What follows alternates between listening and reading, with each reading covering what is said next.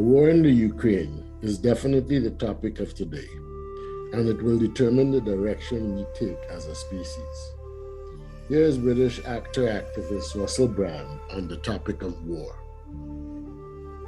Are we truly incapable of resolving these concerns without slaughtering each other? War is not genetically set in our bones, and these problems are not divinely created. We made them, and the myths surrounding them, and we can unmake them. We must believe this if we are to survive. I totally agree with Russell Brand on this point.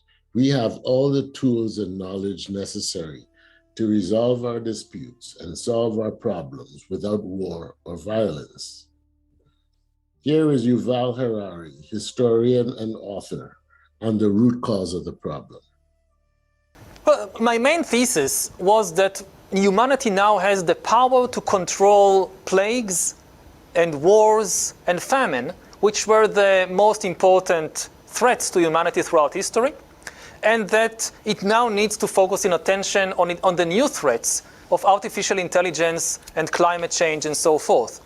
I never said that wars or plagues became impossible. I just said that we now, for the first time in history, can control them. We have the tools to stop them, but we need to use the tools. If politicians don't use the tools correctly, then as we saw with the corona, with the COVID epidemic, for the first time in history, we had the scientific and technological ability to understand and stop the epidemic, but we didn't use them wisely. It's the same with this war. It's not inevitable. We now have the institutions, we now have the culture necessary to stop wars, but it doesn't mean that we always have the political wisdom to actually do it. Now, if again, wars and epidemics and so forth, in the end, because of human stupidity, if they again spread, then this means we have no chance of dealing with the new threats of artificial intelligence, of climate change. And this, as I said, could lead to the extinction of our species. So I can't predict the future, and I never try to predict the future. I just try to give different scenarios, hoping that humans will make wise decisions, but knowing that we should never underestimate human stupidity. It's one of the most powerful forces in history. Is Harari being too harsh on humanity? We can't be that stupid, can we? Well, let's look at one of the reasons why people all over the world are so panicked and stressed out over this particular war. It's because our global model for resolving conflict between developed countries is called mutually assured destruction, or MAD. This is our model for preserving peace. This brilliant concept that was implemented after World War II kicked off a nuclear arms race between the US and Russia, the superpowers at the time. And many other developed nations have since joined on and developed their nuclear weapons. We're not stupid, we're brilliant. We have a peace plan called Mutually Assured Destruction with an acronym MAD that requires that we continuously stockpile weapons of mass destruction at enormous expense that we never intend to use. And this stockpile of weapons has the capacity to destroy the world, either through technical or human error, or in the hands of some unstable leader. But that's our peace plan. Ultimately, war is decided upon by humans. It doesn't come from the laws of nature.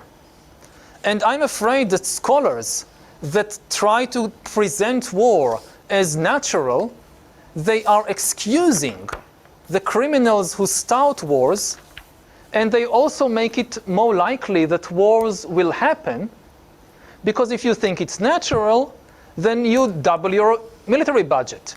And then your neighbors become afraid, they double their military budgets. And then you triple your budget, and they triple your budget. And this is a race to the bottom. And previously in history, wars were destructive, but they couldn't destroy humanity. Now, with nuclear weapons, and with more and more new weapons coming from areas like artificial intelligence, If war is really part of human nature, then we are doomed. Then in a couple of decades, there will not be any human beings left. You know, previous conquerors in history, Genghis Khan, or the Mughals, or people like that, they could kill millions. They couldn't destroy humanity. With the technology of the 21st century, if we don't find a way to end war, then war will end us. We will not survive this century if we don't find a way to overcome war. So there you have it. We're supposed to be the most intelligent beings on the planet, yet we may fall victim to our uncontrollable stupidity. How did this happen? It happened because we failed to develop the one aspect of our intellect in keeping with the others, our conscience. Consequently, we lost sight of what is right and wrong. We've been caught in this war paradigm for centuries because we've embraced the idea that we are all enemies competing for global resources. And we developed values grounded in greed and power. And now, even though we've developed our intellect and have improved analytical skills, we choose to evaluate issues based on right and left instead of what is right and wrong. We take tribal positions on issues and eventually decide on what is right for me. Like both Harari and Russell Brand said, we have the ability to resolve all these problems.